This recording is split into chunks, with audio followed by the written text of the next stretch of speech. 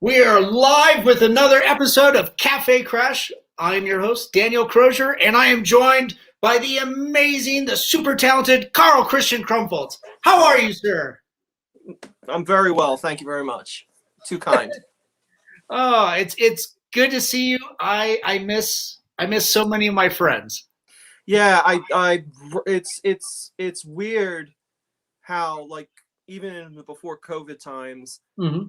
cartoonists just kind of work in their own little bubble, and Yeah, we would see each other every now and then at events. And just right. this last year, we've all been a Absolutely. bubble. I think I've seen one other Denver cartoonist, and that was just randomly running into them. Oh yeah, Yeah. yeah. Yeah, it's but you've been incredibly productive, during this time. I mean, you've got four books that we're going to be talking about. Yeah. Yeah. What what else am I going to do? I can't go anywhere. So True. sit at home and just kind of crank out work. Right. For everybody watching at home, tell us a little bit about yourself. Where you come from and how you got into, cartooning, writing, and illustrating. I'm originally from the East Coast. Mm. I grew up in Philadelphia, Oh, Pennsylvania, and then I left Philly and I lived in Boston for a very long time before right. coming out here to Denver. Um, I started cartooning. I mean, like everyone else, read comics all through my youth and stuff like that. Mhm. And I started cartooning in the late 90s, uh, basically on a dare. I was working at a comic book shop in Philly, and I always talked about doing my own comics, and they're like, "Oh, just do it. Why don't you do Yeah. it?"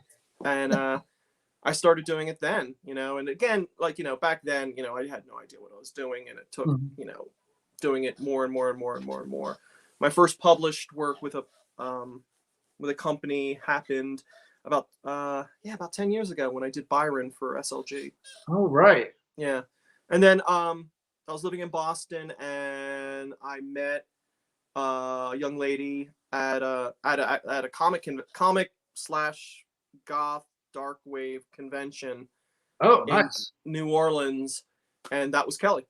Oh, fantastic. And so we did long distance for 2 years, and after 2 years, one of us had to move, so I decided to move out here to Denver. Oh, that's cool. Hmm? Oh, that and Kelly's. Now wife, I should say. Yeah. You guys have been together for a while too. 70,000 years now. It only feels like that because you guys are in quarantine together, right? No, it's actually been like I'm used to working from home. Hmm. But for last year she's been working from home as well, and just actually we work really well together, even though we're both in a very small place, and she both working in the same room. We've been together for we started dating in 2004. Okay. Yeah, and we got married almost 5 years ago. And she's nodding at me. She's like, "Yeah." Yep. Yeah. She's checking to make sure the math is correct. She's an accountant, so she knows math better Oh, than I that's do. true. That is true. That's awesome. Yeah, and I met you what 9, 10 years ago. Oh, probably about that. Probably in an event. Yeah, I I think. can't. I can't. I'd be stressed to name the event, but yeah, probably about that. Yeah, I think it was a gallery event. Was it one of what was his name? Bob White? I don't know. I think it was something that like Stan Yan involved me in, and Probably. They yeah, all blend together after a while. yeah. They kind of do. It's especially when it's that distanced out. But you've during COVID you haven't slowed down or anything. I noticed well prior to this you were doing some strips, some cartoons For for the West, Westward. right? Yeah, and theoretically, I'm still doing it. Theoretically, even though I haven't done a comic in a year. Oh, interesting. Okay. No. I mean, what happened? It's pretty understandable. What happened was my comic with the Westward, which came out every week. Yeah. It was on their music page. Right. And then when the shutdowns and quarantines happened, you know, I was talking with my editor, and the editor was very upfront about it, saying, listen, we don't have a music page because there are no Right. bands, venues, all the venues are closed. Yeah. And one of the ways we pay for things like this is our ad revenue. And since, like, you know, Larimer Lounge, the Bluebird, you're not getting the ad revenue from that, so there isn't going to be no music page, therefore no comic. Right. Okay. But, you know, well, you know, it was always like, well, let's see what happens. Let's see what happens. Let's see what happens. And now it's been a year. And I talked to my editor probably about a month ago. Like, we're still in touch. And he was very much like, we're planning on bringing this back in some form, and we want you to be part of it. Yeah. We'll just let you know. We're waiting for more venues to open up. A few have opened up. Yeah. But I don't think enough to justify having a music page right now. But right. Soon, hopefully sometime in the summer. Right. Well, and you know, you were doing cartoons, a lot of them on those venues, right? Yeah, it started off with, I did probably for about 2-3 years. I did the weekly. It was basically the history of various venues in town, surrounding areas. I think I did some Fort Collins ones and Boulder ones. And after about 2-3 years, what happened was I was running out of venues to do. Okay. So that's when we moved from doing comics about venues to comics about short band stories. Okay. Like a band member, hopefully one that had an upcoming gig, would just tell a great story that can be told in 3-4 panels, and then promote whatever show they had coming up. Oh, that's cool. And also going back to, you know, the history of the venues, I mean, that was the start of what would become Queen City, the Queen City book. Yeah, that's what I thought. Was kind of the origin of that was doing this show, or doing that and kind of segueing into this book. I mean, we just ended up some of the interior illustrations there is at 15th Street Tavern. 15th Street Tavern. I never got to go there. I've been there a handful of times. I mean, that was a long time ago. That was the 2000 odds. Yeah, I think it closed like right before I moved here. Okay. Yeah.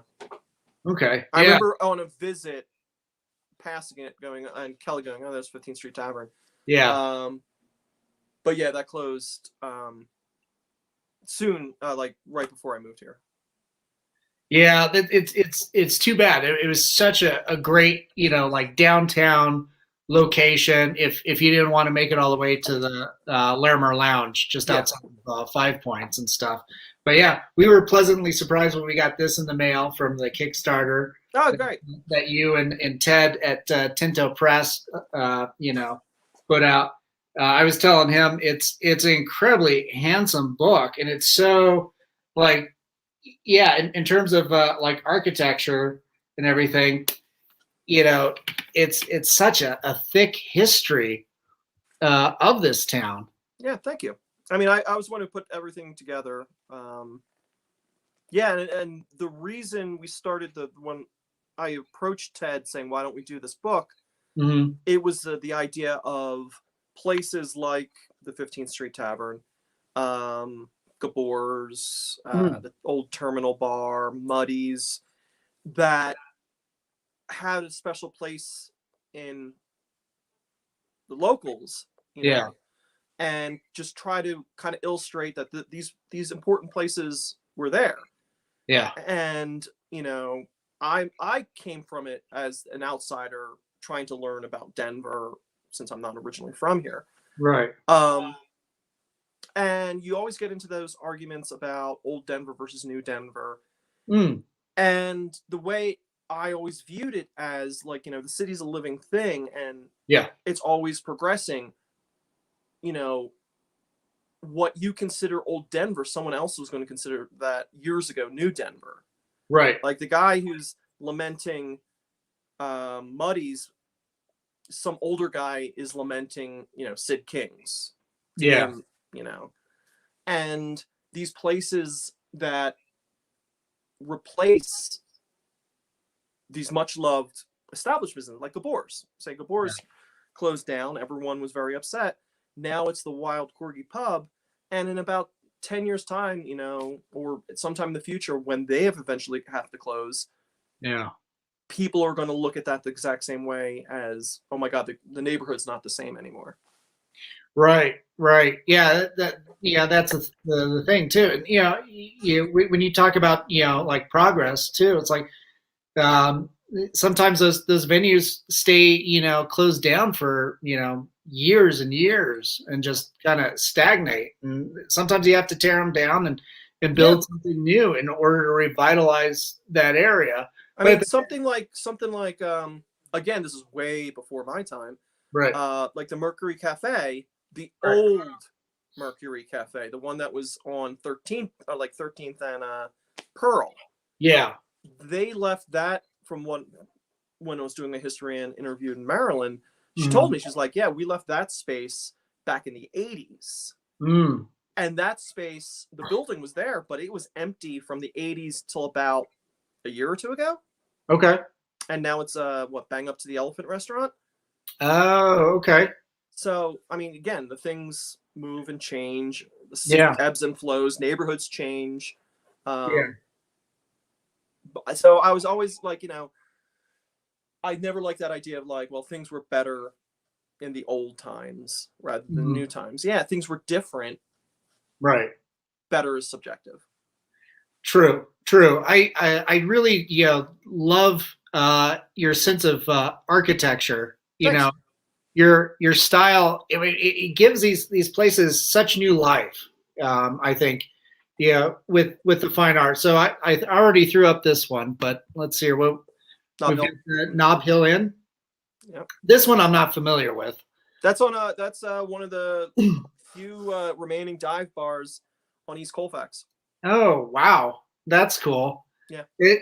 And you guys live over near Colfax, back in because these were places that you would visit too, right? Yeah. I mean, the originally the Queen City started off almost like as a bar guide, because places like Shelby's just closed. Again, another place, kind of remember it. But yeah, I the way I approach the architecture is I don't want to do a straight. I mean, how easy is it to take a photo and just trace it? Right. That's there's no character there. When you do it freehand, you kind of imbue it with a little more personality. Oh, right. I'd imagine too. It's got a little bit more, kind of a personal take if you visited and kind of existed and had spent some time. I mean, there are illustrations in this book of places that I've never been to. I've never been to Muddy's. It closed well before my time. Terminal Bar closed well before my time. Were you using Tavern? Yeah. Were you using photo references then? Yeah, I had to get either like for the places that are still standing. I went out there and I just took photos. Okay. For places that are long gone, like Muddy's and 15th Street and Terminal Bar, I either had to do online searches or more likely have people. I would do a call out saying, "Hey, I'm looking for an image of the Terminal Bar," and someone would invariably get back to me. Yeah. Oh man. So along with the descriptions that go with the different chapters and everything. I mean, you did a lot of interviews, I'd imagine, but did you have to spend any time in like the local library doing any background? When I had to go to the library, more when I was doing the Westward comic. There was a lot of places that I would at first interview someone at the location, a manager, the manager, the owner. They all get thanked at the end of the book. Nice. Manager, the owner.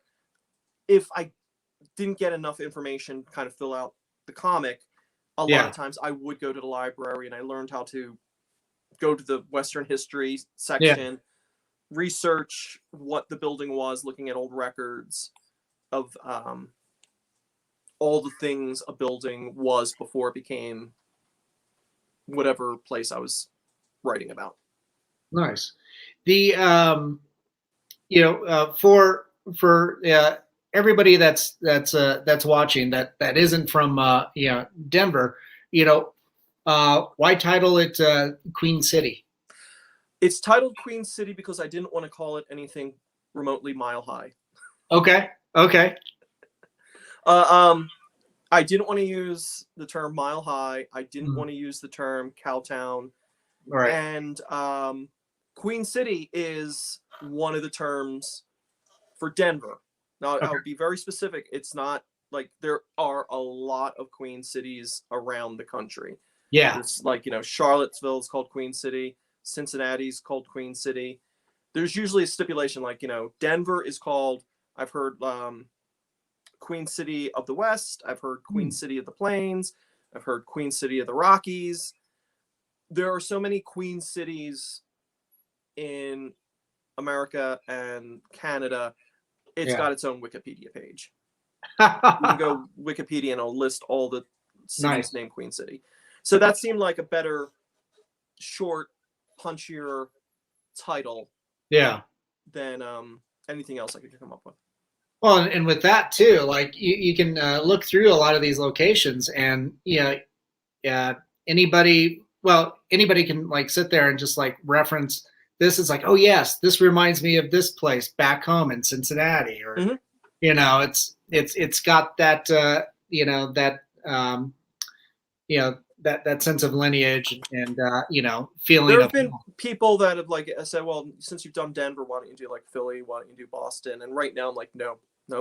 Yeah, this took too much out of me. Maybe in a couple of years' time, but right now. Yeah. I was just gonna say, it's like, why not do Boston? Because you were raised there. Yeah, I love Boston so much, but right now, no. I'm good with. I've done way too many architectural illustrations in the last year. Yeah, well, I mean, with the art too, like drawing architecture. That's something that a lot of us, comic book artists, especially me, I really dread when I have to do that. But you take it to just a I dread it too. When I was originally doing my comics before, like years ago, like you have a scene where someone's walking down the street, you've got to draw the architectures of the city behind them. Yeah. And I dreaded it. I always hated drawing architecture, and it's weird that I just kind of fell into it. Yeah. What's your feeling now towards it? Is it just No, I definitely enjoy doing it more than I used to. Definitely. Yeah. That's man, it's so cool. Now you've put out, as we mentioned earlier, you've put out like 4 new books. You've got Lighthouse in the City, Volume 4 that came out. Yeah, I started Lighthouse in the City. I started that back in January of 2020. Okay. And it basically was I started off as like an exercise of doing a comic a diary comic, just 1 page a day, 1 page a day, 1 page a day. Basically, exercise forces you to work. And at the same time, my wife was going through surgery, so I kind of wanted to document this period. Yeah. So, I did comics about dealing with that, dealing with her recovery. And as soon as she basically recovered fully, that's when everything shut down. Right. Then when COVID happened. And so it became a comic basically how we were dealing with quarantine, social isolation. And as the year went on, there was a lot more protests and then the election and all that. And what I did was I decided to self-publish the books. Okay. And all through 2020, I put out 4 books. Every 3 months, new book, new book, new book. The last book, which was my comics from October to December, that one I just put out. Yeah. That's Volume 4, right? that's volume 4, and then volume 5, which is the comics from January to March of this year. Mm-hmm. That's being put out by Kilgore Books. Oh, that's fantastic. That they did a Kickstarter. That's volume 4. That's volume 4. The one with the ocean and the lighthouse. That's the new volume. That's the Oh, Kilgore book. okay. That one, yes. Yeah. And cool. They met their Kickstarter goal within 3 days. So now it's like pushed to, that was when you get your quick Kickstarter, that's the floor, man. So now they're trying. I think they've got 4 days left to where you can pre-order the book. And it's not just my book. It's books by Alex Knoll, Mike Freiheit, Josh Penninger, cool. Lauren Burnett, Noah. Van Sciver's got a collection in there. Oh, that's cool. Noah's awesome. Yeah, he's great. He's been cranking it out as well. Yeah. It seems like between the two of you and Kilgore, and then what you're done Lauren with. Lauren's another person that lived in Denver for a while. Oh, cool. Nice. Yeah, and then what you're doing with like Tinto Press. I remember. I think with this book run, there was for Queen City, there was another series of other books kind of accompanied that. Yeah, Queen City was originally part of the Tinto Press Kickstarter from last year. Yeah, that's cool. That to see such an amazing group of talent just represented that way. Yeah, and it's more important, especially in the last year, because none of us can go to shows, so this is how to get the work out. Right. This is how you connect with people. Yeah, and share your art and stuff. And that's from that's going to be from the Kilgore book. Yeah. No, again, dealing with the anxiety of just the situation. Yeah, the situation of the last year.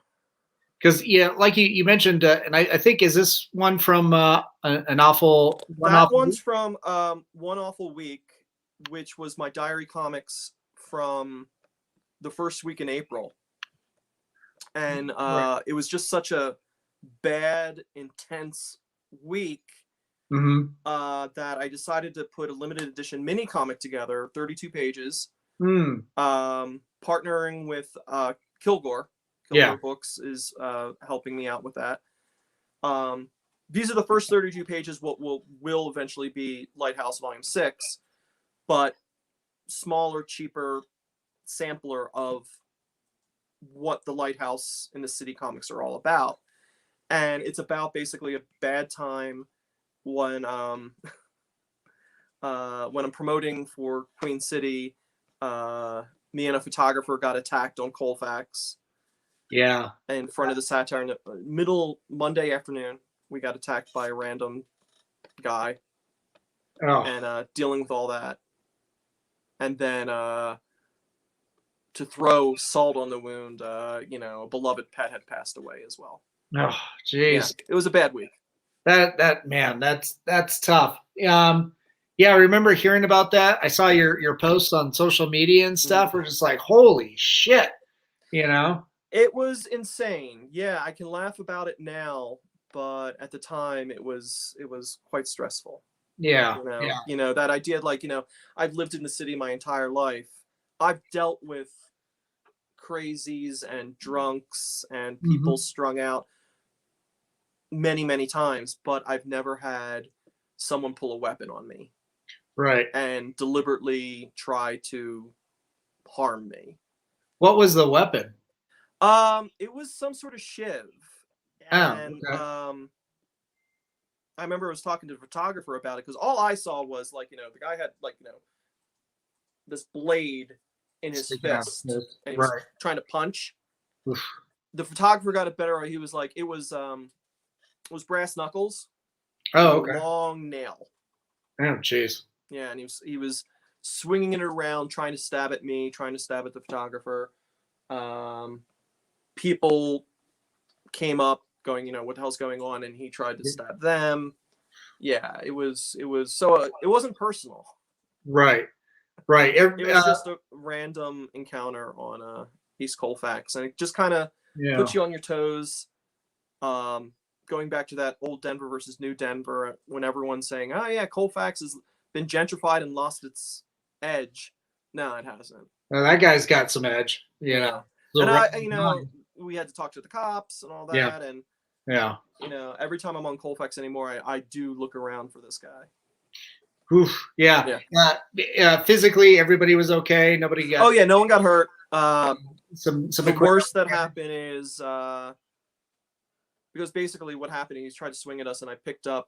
He knocked over the photographer had a tripod with his flash and like the fuse umbrella or thing on top of it, and I picked that up, and I was trying to keep him away from us. And after he couldn't get to us, he basically took out a soda and just kind of drenched me with it. Oh, jeez. And then he wandered west on Colfax and that's attacked the other people and threw over a scooter, like a Vespa scooter, and the Vespa scooter apparently got damaged, but no one got hurt. Now, jeez, we were lucky. Did they apprehend the guy? Not that I know of. Yeah. Well, shoot, I'm sorry. It sounded like a sticky day with that soda too. Yeah, it's funny. After I got drenched with the sodas, that's when we finished the photo shoot. So I basically had to like wipe it away, and the photographer took a bunch. And those were the photos that were with the Denver Post article. Nice. Well, about Queen City. Hopefully, it made for an artsy photo shoot. It's just like I just had this weird panic look in my eye. I was just like, I was still coming down from the adrenaline. Yeah. Oh man. And part of me is like, I laugh about it now. I mean, it gave me a story. Yeah. An insane story, but yeah, you do have a wonderful comic book that comes of it.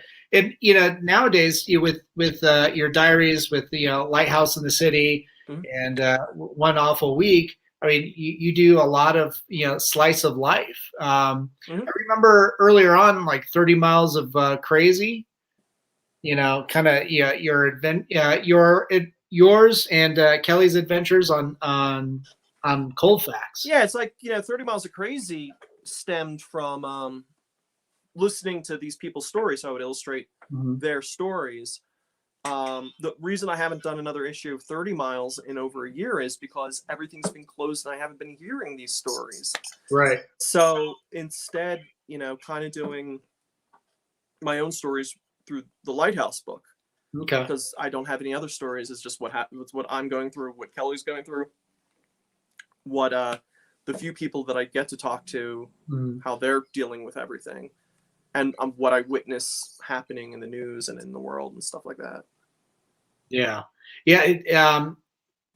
Working on these books too. I mean, it seems like some amazing therapy as well. I mean, keep going. The way of dealing, way of just keep on keeping on. Right. Drawing my way through this pandemic. Yeah, as so many are. Looks like. And also, I mean, it's weird, like with the Queen City, that idea of disappearing Denver, and a lot of it has disappeared through this last year. Things have changed. No one would have expected somewhere like El Chapultepec to lose that going away in this last year. And we have friends. I mean, Charlie. Yeah. Out in Italy, he's kind of still out there. Is he going to recognize Denver when he comes back? Probably not. Yeah. If anything, we give by these places changing and transforming as it is to both fortunate and unfortunate ways. It gives new places for us to explore, I suppose. Yeah, no, exactly. Yeah. And you get to do the game like, one of the places that just shut down was Streets, old Streets of London. They're gone. Replaced by a gay sports bar called the Tight End. Great name. It's really on the nose. The marketing, great name. And Kelly and I went over there and had a drink to check it out, and it's kind of like going, okay, what's the same, what's different, feeling it out. Yeah. Wow, that's interesting. Oh man. So Ted says, hey guys. Hey Ted. Yeah. And that's the publisher, of course. Yeah, with good old Tinto Press. Yeah. Yes. So with with all your work too, like what's your biggest inspiration? Do you think that you draw from? My biggest inspiration, like I don't know, document this moment in history, I guess. Okay. Document right now. Yeah. I mean, even with the Lighthouse book and with the Queen City book, Yeah. the Queen City is like, this is what Denver is like in the early 20th century or 21st century. Okay. The Lighthouse book is more like, okay, this is what my life was like during 2020, 2021. Yeah. Dealing with the pandemic, and hopefully, I don't know, maybe people can pick it up 5-10 years from now and look back with wonder and horror of what we've all been dealing with. Right. Yeah. Like when my nieces, and nephew, get to an age where they can appreciate, comics, and they can look back and this is what other people were dealing with. How old are your nieces and nephews? The eldest is 14. Oh, okay. But the youngest is like 5. Okay. Yeah, so it'll be a little time for that. A little time for them, yeah. Yeah, but yeah, I imagine it's kind of tough for them, especially the oldest one. With schooling online and stuff like that. Yeah, they're all on the East Coast, so I just hear about them. Yeah. Oh man. Right now you and Kelly are vaccinated and still working from home. I think Kelly's talking about, since she works for the state, she's in more talk about slowly easing, going back into the office. Me, I mean, I work from home. Yeah, and that's one thing. Like since I work, I mean, I do this for my living. Yeah. I have to keep cranking out the work. Yeah. And with that too, like for the longest time, I remember, you were doing like freelance editing and stuff. Yeah, I was doing freelance editing for the company I used to work with, the publishing company I used to work with back in Boston. I did that for many, many years. I also did survey work, meaning like surveying power lines. Oh, okay. I did that for a couple years, where I would have to go out, Yeah. It wasn't steady work. It was basically like once every month or two, I'd get the email saying, "Hey, can you be in Seattle in 2 days?" Wow. Yeah, stuff like that. That's pretty abrupt. I didn't realize. Oh yeah, it was very abrupt. And there's times with jobs like that where I could be on the road for 2 weeks. The first time I did it, I was on the road for 3 months. Jeez. Yeah. So I did that for like 2, maybe 3 years.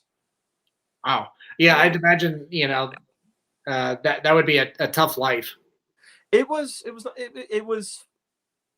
an interesting life. Yeah. It was tough because a lot of these times, like with those jobs, like the job that lasted 3 months, I had no idea when we were finished. Yeah. And the abruptness, like if, you're working like, on artwork, I'm here at home, and again, get that email going, can you be out there in like 2-3 days? Yeah. But at the same time, I got to see parts of the country that I would I saw the Pacific Northwest. Cool. Like of Montana, Idaho, Washington, Oregon. I won't say unexplored, the more spacious, not the cities. I was out in the country. Yeah. Yeah. Well, yeah, that's some pretty gorgeous countryside. Yeah. Before we went live, you were talking about too how you were overseas in, I think it was oh yeah, that back in my 20s I did the I'm going to fly to London and try to live there, and I lived there for about 6 months, bouncing between London and Edinburgh. I knew people in both cities, and just crashing on floors. Oh, cool. Were you burning through my savings? Oh, okay. I was going to say, were you getting jobs or anything like that? I was looking for jobs, but I wasn't getting jobs. Okay. Yeah, because I mentioned, Elise, did something like that for like 9 months, working in bars Mhm. in London. So when this is all over and we can actually congregate again, we'll have to get both of your Europe stories. Sure. That'll be a lot of fun. Yeah, and as I Um, said, I'm supposed to do a show in Yorkshire, England, at the end of the year. That, as far as I know, is still going on. All the other shows that I normally do are mostly just moving online. okay. Like Yeah. TCAP's uh, this coming weekend. Yeah, Oh, on the nice. 8th, I think it starts, and What that's going to be an online show that I'm a part of. nice. What do you doing an online show? Can you tell us what that constitutes for you? Like, what is that? What goes into? It basically constitutes for me saying on social media that I am part of this online show. Okay. Please buy my stuff. Okay. Yeah. Is it? I wasn't sure if it was like there was some kind of like little platform that they can go to and They most of the there you online are. shows, like, they would have panels like any normal show, Right. like, Zoom panels or something on that. As far as I know, I am not on any panels, so it's basically, Okay. please, you can check out my work over here. You can buy my work over here. Nice. Yeah. Okay. But we were talking too about was it the Bubble Fest? Thought Bubble, that's the one Thought in Bubble. Yorkshire. Yeah. So yeah, and that'll be hopefully in person, right? They're planning it on in person. Yeah. I haven't. I don't know how I feel about it yet, Okay. but we'll see. We'll see how the next couple months goes Yeah. Yeah. with the idea of going there. Yeah. I'd much rather go out to somewhere like SPX Okay. or Mice or CXC, all the normal little indie shows that I normally do. I prefer that. Thought Bubble will just be an experience just because it'll be my first time exhibiting outside the country. Yeah. Oh. Well, yeah, that'll be a cool experience, but I mean, it's kind of tough going over to overseas, just as a pandemic is ending, and Hopefully ending, knock on yeah, wood.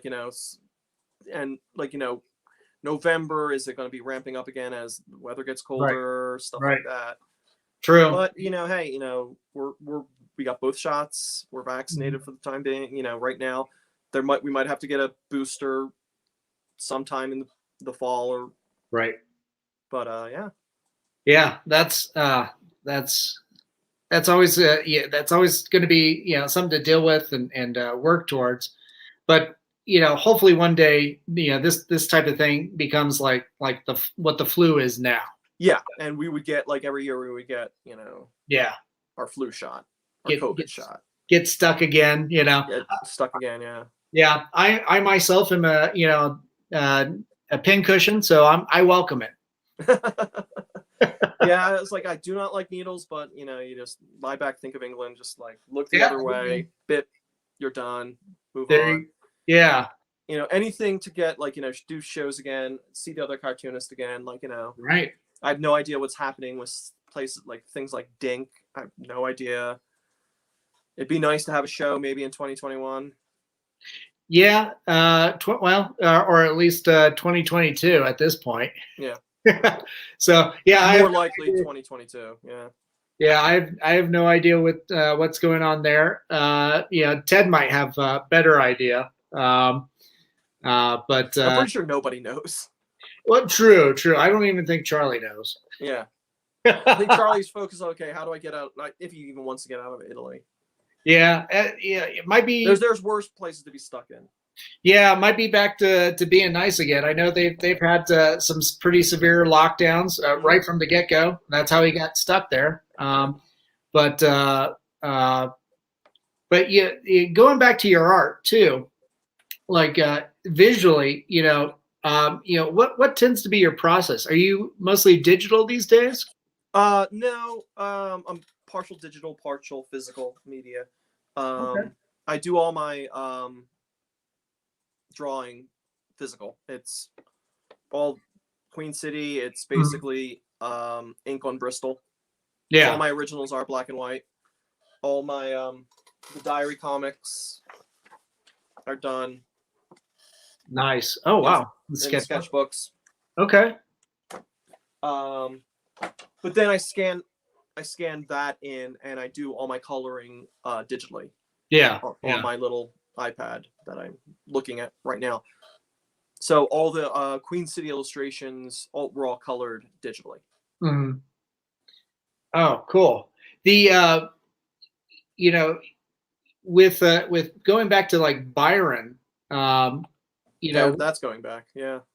Yeah, that's going back a little bit, right? Same thing. I did all my coloring on the computer. That's like, that's when I had no really idea how to color. I was just okay. Yeah. Because that was when you were still like learning and figuring out what you wanted to do, right? Oh yeah, definitely. Yeah, I was just trying to figure out how to tell a story, what kind of story I really wanted to tell. Mm-hmm. And I kind of moved away. The one thing I learned through that experience, I kind of moved away from telling that sort of fictionalized story, and I was more interested in telling actual nonfiction stories. Okay. Because with that too, like you were and with your current writing, I mean you've got a huge wellspring of influence. I think that you really do draw from from music to some of the beat writers and everything like that. That was one good thing about living here in Denver, is seeing a lot of the beat history. Right. Is right here. Yeah. I mean, even going back to like the Cassidy documentary that we worked on. Right. Yeah, you did design some illustrations that we put to animation. For that. Neil Cassidy, the Denver years for PBS, and Heather Dalton over there at Channel. Yeah, no, I was like, before COVID shut everything down, I was talking with Heather about doing another Neil Cassidy project. Oh, sweet. That I was also talking with the Cassidy estate about as well. Nice. That's cool. Oh yeah, it's still in the back burner. Uh-huh. I haven't talked to Heather since everything happened, and I've been busy with the Queen City and everything like that haven't had time. But now that Queen City's been put to bed and the book's out, I got a little more time to start concentrating on that project. Yeah, Ted said that the book is also at museum gift shops. Yeah, it's it's surprising. I mean, the local libraries have contacted Ted about carrying them there. Cool. The art museum, the main branch, apparently is carrying the book. The History of Colorado Museum has requested copies as well. Nice. I don't know if he talked to the Modern Art Museum yet, but right. Yeah, it's kind of interesting. Yeah. You might want to, Ted, you might want to reach out to visit Denver too. I mean, it's a great, guide to the city. And I mean, a lot of places, like, hopefully, like, Kilgore and Mutiny. Yeah. They've been going through, always going, like, I stopped at both places in the last couple of days, and both of them were kind of sold out. That's great. Well, it's great to know too that places like that are still in business. Still able to survive during. I was surprised when I was talking to Matt down at Mutiny, and he's like, "Oh no, we've been doing great." Yeah, because there was that period of time where Colorado was doing so well with handling the pandemic that it was one of the safer places to visit. Right. And Mutiny's right on that stretch of South Broadway that a lot of tourists come to. I remember there too, like when the shutdown, happened to so many businesses, so abruptly. They had that broken window on the side, and they just made that into a little walk-up window for coffee and stuff, just to keep things going. Yeah, and they still have that. Yeah. I think they open early, like for the window, and then open up a couple hours later for the store inside. Yeah, I think it's it's times like these where you really got to, take those limitations and make them into strengths. Yeah, no, because there's a lot of bars that I know of in this neighborhood. The way they got through everything was, you couldn't go into the bar, but you could go up there and get takeout booze, take out cocktails, take out pints of beer, and they would also have their kitchen running, and you can just get take out food as well. Yeah, that's pretty cool. I don't think they're allowed to do that anymore, though. Oh, did they? I don't think. I mean, you can do takeout food, obviously, but I don't know if you can still do takeout booze. Yes, you can. Yeah, Kelly just behind me went, yeah, you can. And it's in process of being permanent. Oh, she's saying there. Legislature's in the process. Legislatures, they're planning on making it permanent. No kidding.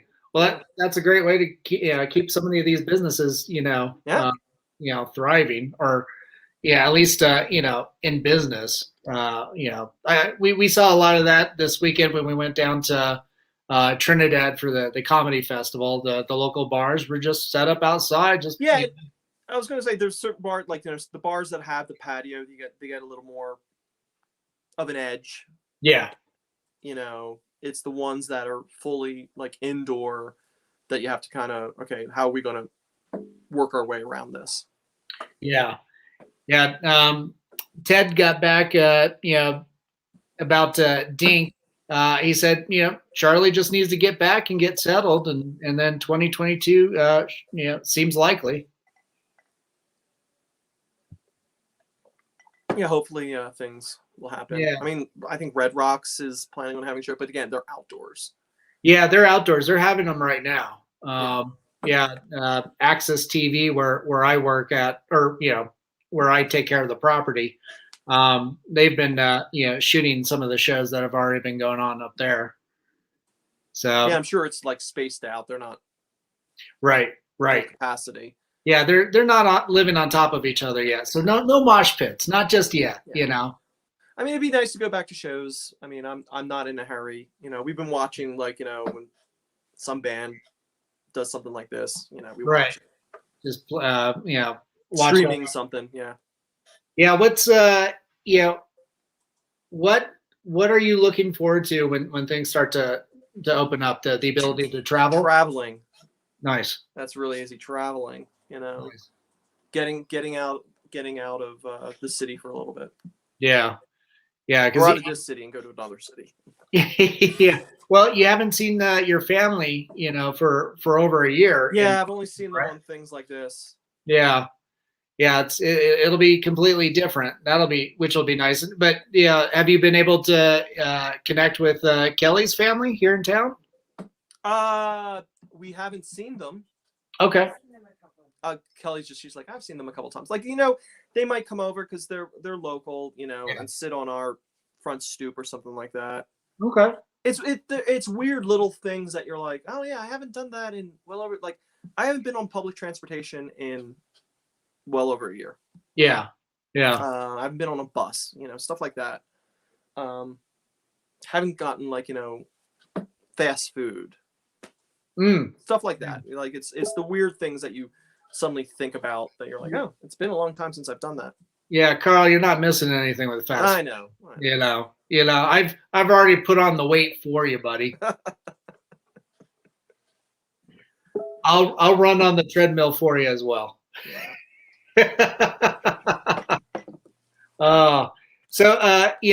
Carl, with your current books, people can go and find them at karlchristiankrumpholz.com. My Etsy store is easier to get to. I gotta get a link to go through Etsy or my website to Etsy.